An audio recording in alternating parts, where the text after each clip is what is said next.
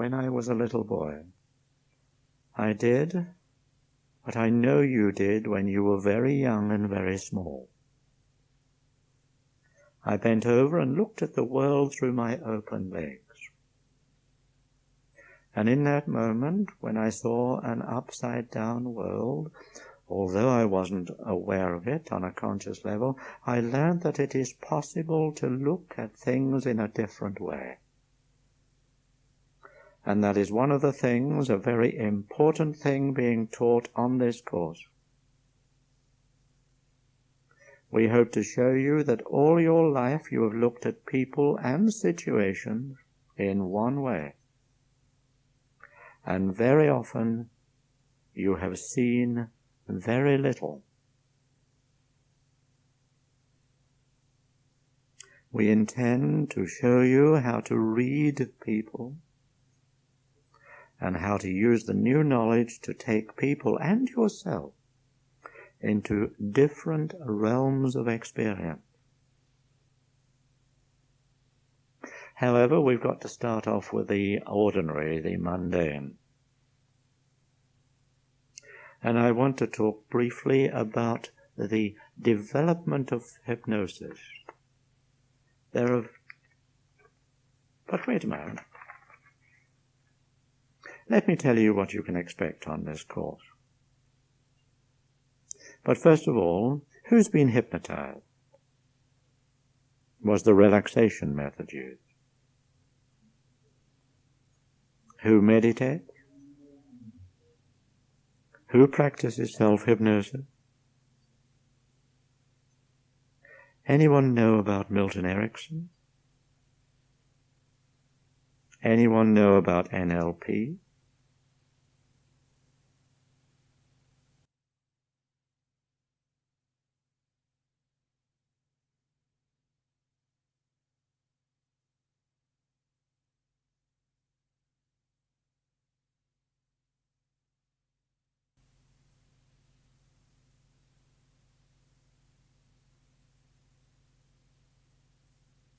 Now, some of you are not going into practice. That's fine. You'll gain a tremendous amount from this part one. Those that are going into practice, you are prepared to go into practice so that you are able to work effectively, confidently. This part one sets up patterns whereby you're able to have better access to your own resources and capabilities. You'll have greater ease of access to your internal intelligence, and however brilliant you are on the conscious level, you're much more intelligent on the unconscious level. Throughout the course we use multi-level communication.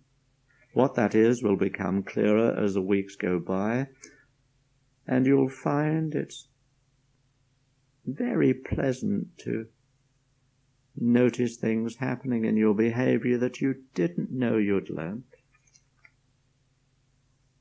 Now, the main attraction is Ericksonian hypnosis. To give a very brief history of this most unusual man, he was born in Nevada in a farming family. When he was 17, he had polio, lapsed into a profound coma, and when he eventually awoke, he was totally paralyzed.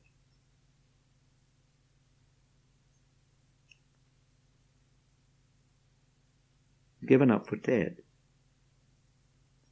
But then he seemed to have an awareness that why should one die?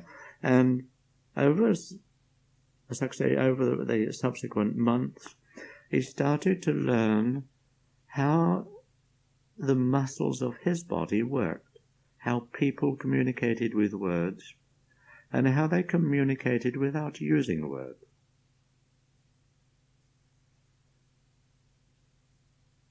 He regained the use of his body,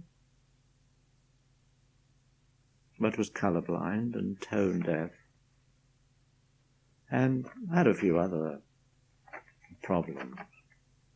But when he was in his early 50s, another polio strain left him again paralyzed, really left him crippled.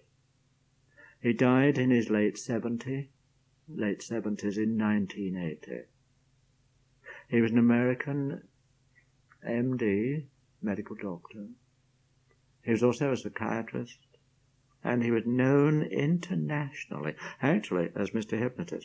He was generally described as the world's foremost authority on hypnotherapy and brief strategic psychotherapy, and has been described as one of the most creative, perceptive, and ingenious psychotherapeutic masters of all time.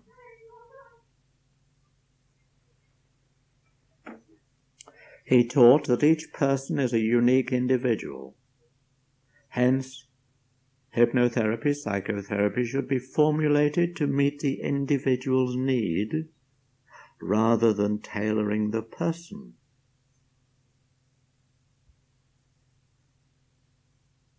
He authored nearly 150 articles on the subject of hypnosis and was co-author of several books. One of the many fascinating things about him was that he rarely used a standard way of doing therapy. Almost always it was the unusual way. And to give a little example, a man in his late 20s was a bedwetter, and he got married. A woman in her late 20s was also a bedwetter. She was getting married, and the two people married each other. Both of them had been wetting beds all their lives.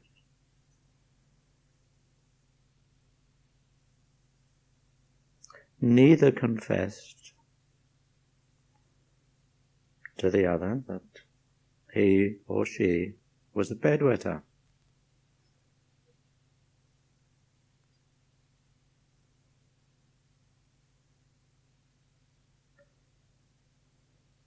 Next morning the bed was wet. This is after their first night in bed together. That morning the bed was wet. The man was very relieved that his wife had not mentioned or didn't mention anything about the bed being wet. He thought she was most understanding. The woman was also very relieved that her new husband, had not mentioned anything about the wet bed. She thought that he was very understanding.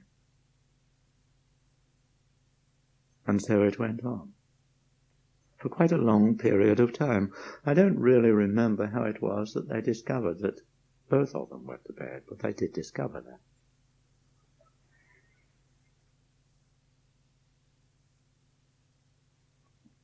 When they discovered it, they decided that something would have to be done, and they both went for therapy. Eventually they finished up with Milton Erickson. Now, he had a most unusual approach.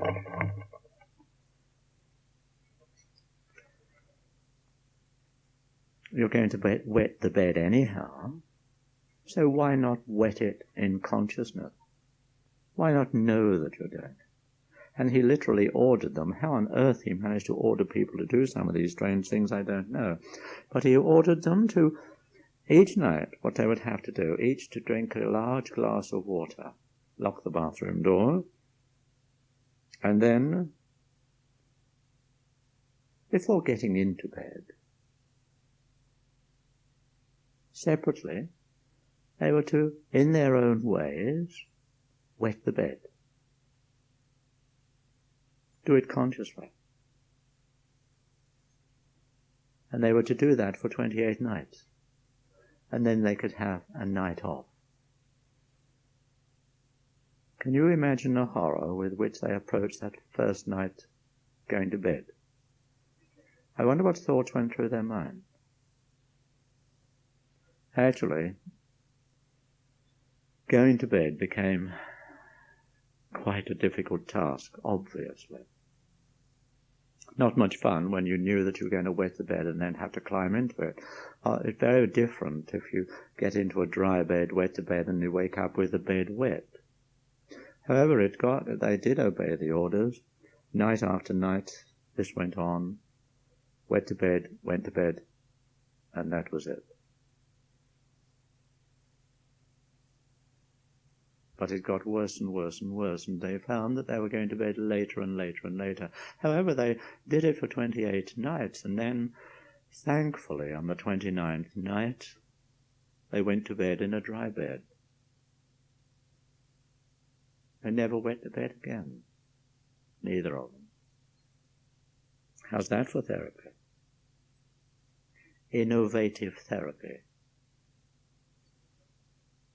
Mind you, there are many, many stories just like that, all fascinating. And I wonder how many of you could ever think that you could get another person or a client coming to you for a problem like bed wetting and get that person to wet the bed in consciousness every night. However, we learn about Ericksonian hypnosis and therapy. For those who are specifically interested in NLP, neuro-linguistic programming, don't worry. We go into the methods, approaches for NLP, and remember that Bandler and Grinder got everything from Erickson. However, what we're going to do is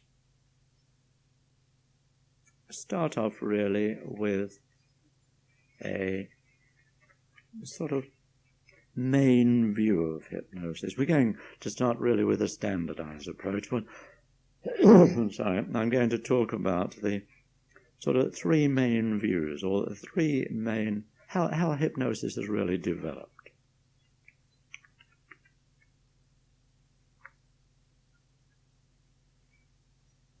And hypnosis, really, there are three main views. Really, hypnosis started with what was the authoritarian approach, more like the command approach. This emphasizes the power of the hypnotist.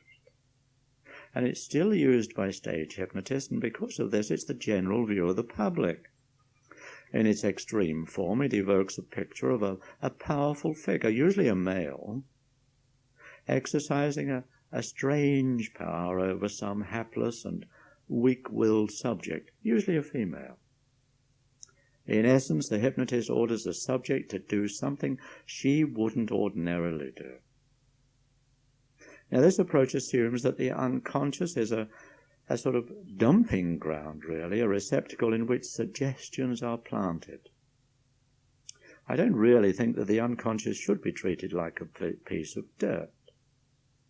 Anyhow, for many reasons, such as the fact that direct suggestions generally don't work very well, and people don't like to be ordered to do anything, this approach is very limited in value.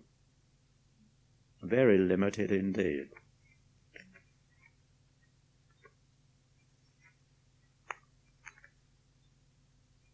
But the second approach, which is the standardized approach, started mainly because of this limited value of the command or the authoritarian approach. It's held and used by lots of experimenters in hypnosis. And it assumes that hypnotic responsiveness is determined by some inherent trait or ability of the subject. The hypnotist isn't really important. The subject can either be hypnotized or he can't. And this view also assumes that you're able to assess a person's susceptibility to trance by giving a 10 to 20-minute standardized induction, standardized and repetitive suggestion, and then use a quick test such as hand immobility or heaviness, or one or two other tests. And if the subject passes these tests, or most of them, he's considered a good hypnotic subject. If he doesn't pass them, too bad. Now, in many of these situations, they're really laboratory situations, a sort of clinical situation. The hypnotist is considered so unimportant that all the suggestions are made on tape. And all the experimenter does is put on the suggestion tape. He goes away, has a nap, or has a cup of coffee, and then comes back to carry on the few minutes of test. Now, I suppose this approach is okay to use in a research setting, but it doesn't work with a great number of people. And since they fail, experimenters compile lists of statistics proving that only a certain number of people are susceptible to the phenomenon of trance.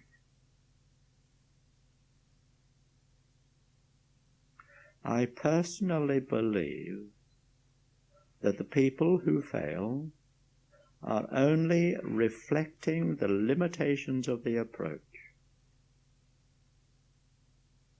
The standardized inductions are generally very poor in quality, usually telling the subject 40 or 50 times to relax. And these inductions demand the subject attempting to fit his experience into some predetermined structure. The inductions are not designed to take into account any difficulties a subject may be having. And another problem in the standardized approach is that trance is defined in terms of the number of items passed on a test. I suppose in a way it's like defining love in terms of the number of kisses that you give. And I think that this approach misses an important point, and that is that trance is a subjective, internal experience, and that experience will vary greatly according to the subject. And that is fully taken into account in the third view of hypnosis. And this is the utilization approach. In brackets, the indirect approach. And this stresses the interactional nature of the hypnotic relationship. Neither the hypnotist or the subject is of major importance.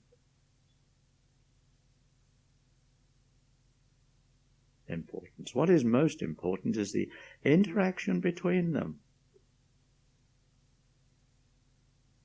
The hypnotist's task is to guide and supervise, and the subject's task is to decide if, how, and when to respond to the communication.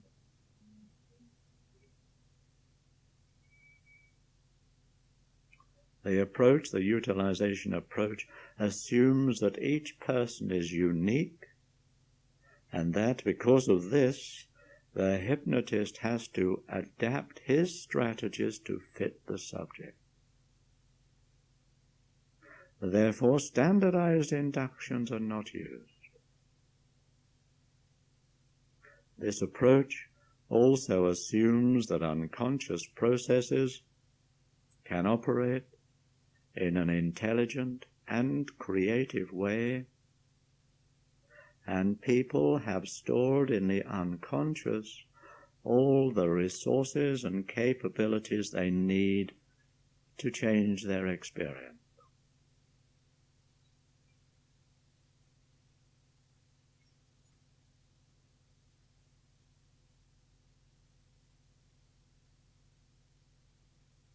I think this is what trance is all about. It is an opportunity for a subject to set aside his identification with any limiting conscious processes and go into trance where he can utilize unconscious processes for therapeutic gain.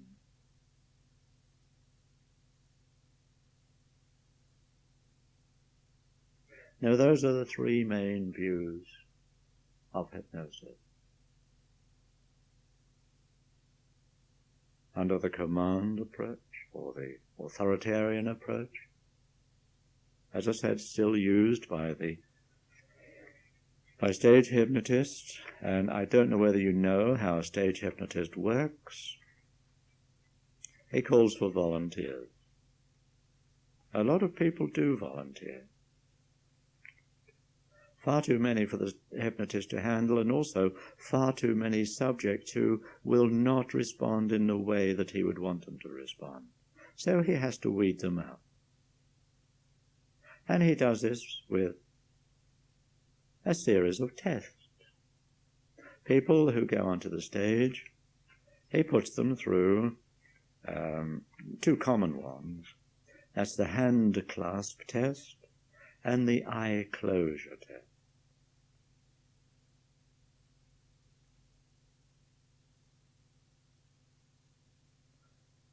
Those people out of the volunteers who pass the tests are kept on the stage. The rest are sent back to their seats in the audience. He wants people who will respond quickly to the suggestions he makes. He's looking for very obedient people, really. They're not necessarily the best subject. He's looking for obedient people.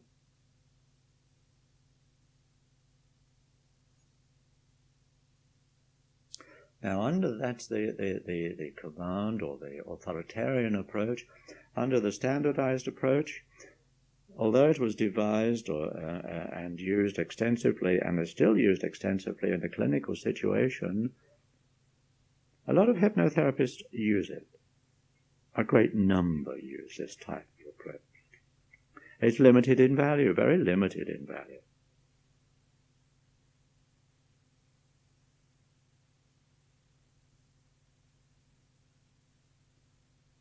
And if, as you will notice when you go into therapy, if you get a person who comes to you, has been to a hypnotist or a hypnotherapist, or maybe 2 or 3 hypnotherapists before, those subjects have built up a resistance, built up a response that you don't want to that standardized type of approach.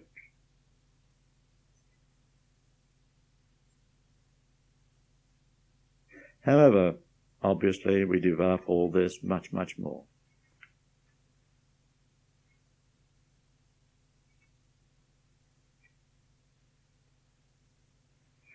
Now, as regards this course, I don't want you to think of it in any way except an expansive way.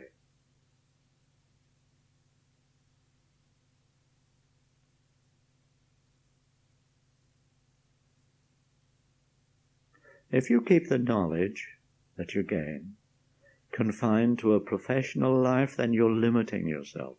You'll be robbing yourself of the most important ways you can use what you're about to learn. In your living, in your home, in your relationships, your social life, even in your play. What you will learn can be used to develop yourself and your abilities, and because of that you will have more choices, more ways of responding to people and situations. In fact, your whole life can be fuller and richer, much more exciting. Now, what we have to teach has to be practiced. Be very clear about that. Merely to listen is to limit yourself quite drastically. To listen and then do only the practical work here is also limiting. Whatever we teach, whatever we say, put into practice, not only here, but outside. You can leave your learnings in this room, you know. Far better to take them outside in the world with you. Now, many teachers teach their students to copy exactly what is taught, to do this, to do that. Now, those teachers are interested in turning out carbon copies of themselves. And that, to me, is a restricting thing for the students I help teach. If you trust me more than you trust yourself, and you blindly say, that is the way he does it, so that is the way it has got to be done, then what you are witnessing then is behavior modification. It's not education.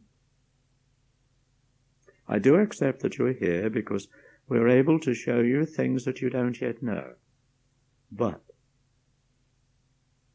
if you practice only what I teach, then you are a very poor carbon copy. And here we will have failed to stimulate you to explore new fields. All of us seek teachers because they have experienced things we have not yet known, but wish to know.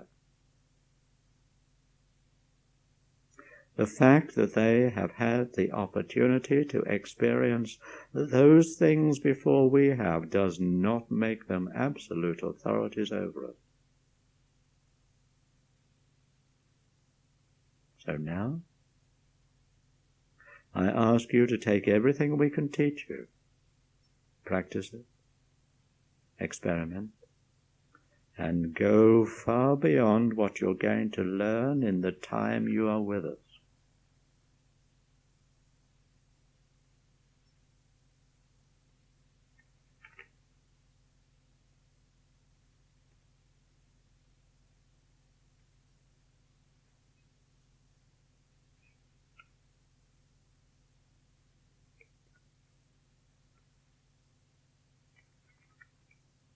Okay, what is hypnosis? Two things it isn't. It's not sleep. And it's not domination by a hypnotist. One way of describing it is hypnosis is an altered state of awareness with two characteristics. One, generally there is concentration on one thing. And two, that concentration is inwards on memories, thoughts, fantasies, plans, values.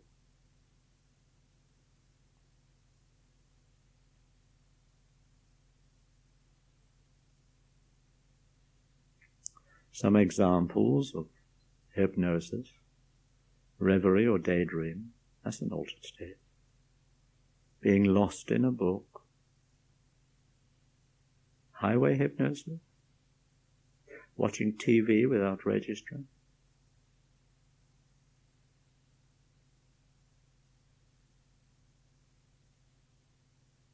But to put emphasis on your future work as a hypnotherapist, to achieve successful hypnosis, you have to change a person's awareness from what it is to any other possible combination. As an example, if you only heard my voice and not any internal dialogue, no thoughts going on in your own head, then that's an altered state, because you don't usually do that. Most of the time you talk to yourself while others are talking. You have thoughts running through your head while you are listening with part of an ear to what is being said. Or, if you saw vivid images internally instead of externally, that's an altered state of awareness. And K, that's the kinesthetics. There can be great changes there. A tight feeling in the hand is very different from the feeling of the chair.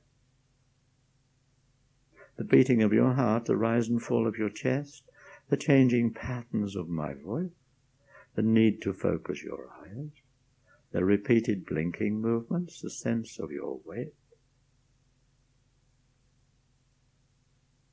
Lots of ways of moving into an ASA, altered state of awareness. Now, first of all, you find out what is there, and then do something that makes something else come into awareness. And that's why we will talk so much about recognizing a person's representational system and external sensory awareness. People who use the same hypnotic induction will find that only a small percentage will respond, and they respond because they're flexible enough to adapt themselves to the hypnotist.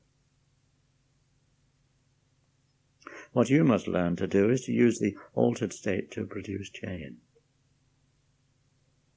The real question is, what do I do with whom? Now, if you've got a person who's very visual, you do something very different from the person who talks a lot internally. With that person, a good altered state would be making vivid, focused images. But for the visual person, that's a normal state of affairs. It would be good if you really came to know that as a therapist, you should aim at letting people have more choice. If you simply change a person, you are giving them only a new set of resources and a new set of limitations.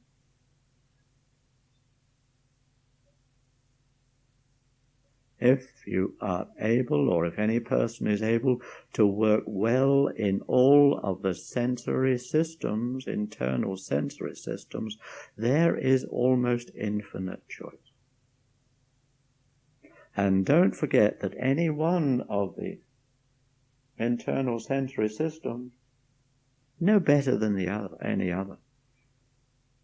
If you think that one is better than the others, then you're only limiting yourself. Now, have you got good visualization? If you have, you will think that all people are the same. And that isn't true. There's a very large percentage of people who cannot visualize. What you should all do is learn to go into altered states of awareness, and that's really why you get so much practice here. Not only as the therapist or the budding therapist, but also as a subject. The more you know about the hypnotic state, then the more you will appreciate what people who come to you for therapy are going through. The more you know, the more you recognize an altered state, the hypnotic trance state in yourself, the more you'll recognize it in other people. What you've got to do is to practice using all your representational systems: visualization, auditory, kinesthetic, even gustatory and olfactory.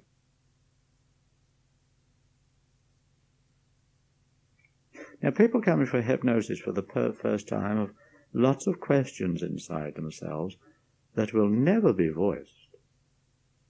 A lot are nervous and are rather apprehensive about what's going to happen. You see them sitting on the edge of the chair, sometimes hands so tightly squeezed together, or else a finger or thumb movement. Now, they come with various fears, not only nervous and butterflies as big as pterodactyls, but they come with various fears. And the common fears, 3 of the common fears is, I may talk too much, I may tell all my secrets. Well, they don't have to talk under trance. When in trance, they don't have to talk.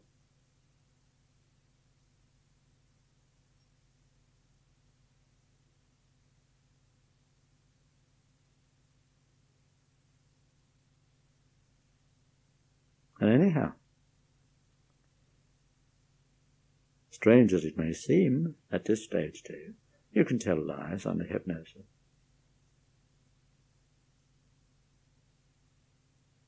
The second common fear is, I may not wake up.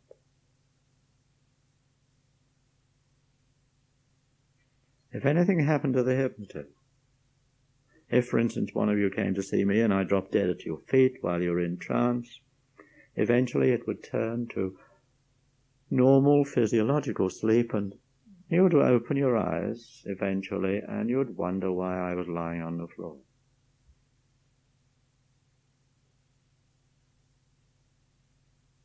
I don't want to be dominated, made to do things I don't want to do. That's a common fear, and that stems directly from the stage hypnotist.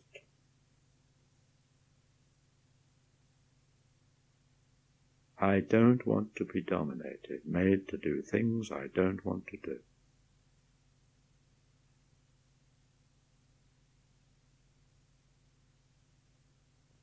That will not happen. If a suggestion was made that you, as a subject, as the client, wouldn't go along with, then you could waken instantly and be fully alert, fully aware, ready to fight for your life if necessary.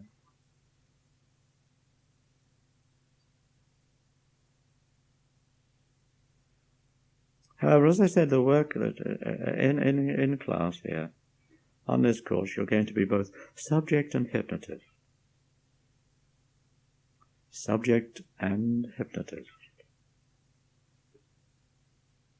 As a subject, I want you really, when you're a subject, I want you to be able to go along with what is being said. And if you find yourself drifting away, then that's fine. That's ideal. After all, you then enter the trance state. When you're the hypnotist, learn to use your voice. Listen carefully how I and the others here teaching you. Use the voice. Listen very carefully. You notice that there'll be hesitations here and hesitations there. Inflections. The voice should be alive. And use silence. If you make a remark, if you want a person to think of something, then allow a little time for that thought to be there. It's not there instantaneously. There's a time lag occurs in hypnosis. When we come to finger levitation, where you're wanting to talk to the unconscious of a person, to get yes-no answers, the finger twitches after sometimes many seconds. It may take half a minute or quite a long time before it starts to lift. So give time for any suggestion to sink in. Give time to it, for it to activate whatever it is that you want it activated. Now don't have monotony in the voice. At one time it was thought that you should talk in a very monotonous way to try to lull the person into a sort of sleep state. Rubbish.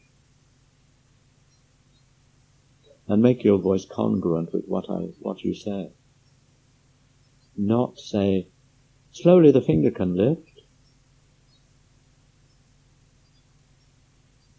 Slowly the finger can lift.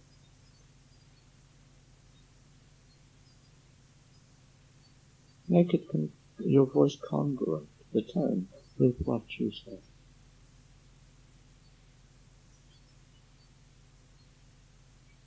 How about yourself when you're talking about a holiday?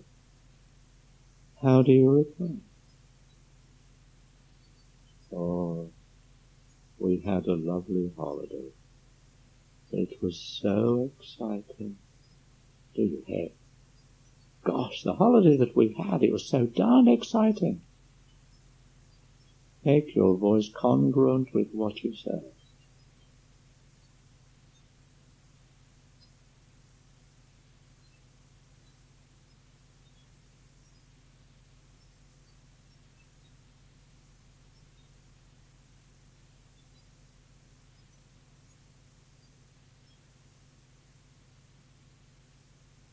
Put life into your voice when it's needed. And use silence. Eventually we'll come onto voice location, and that's important.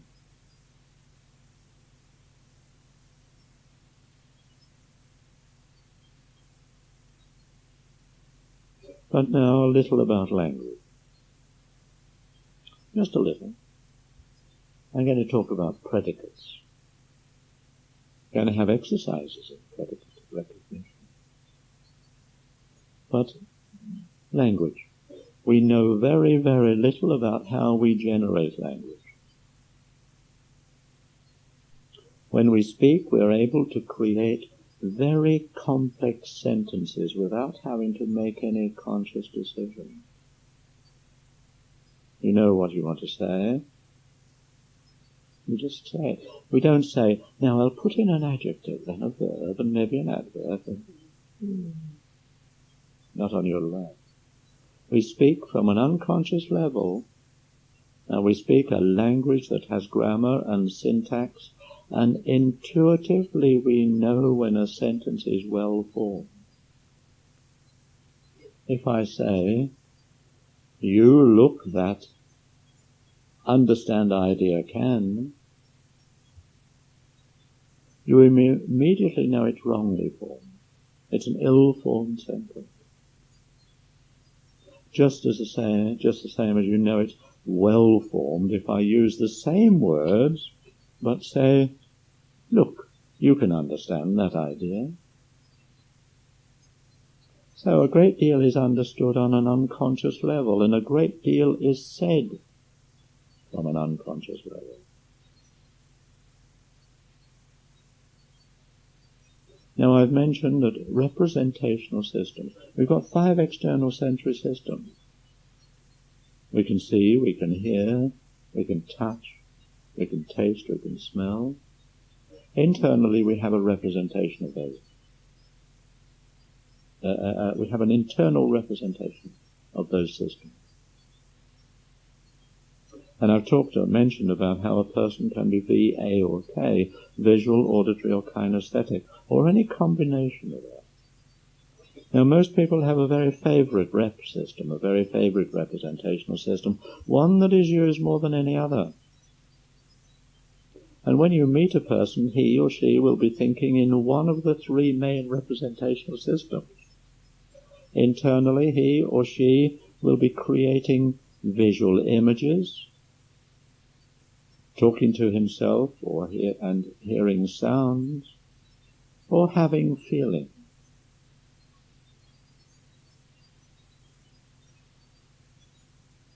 Now that is common to all people.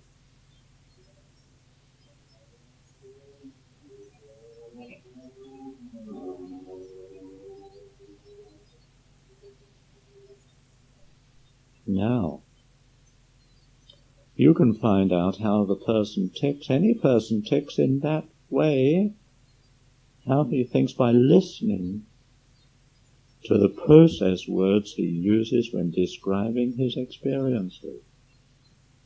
And when I say process words, I mean adjectives, nouns, verbs, adverbs.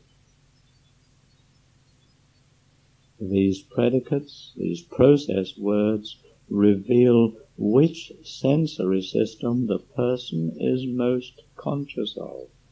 The sensory system which has been used for the person's life.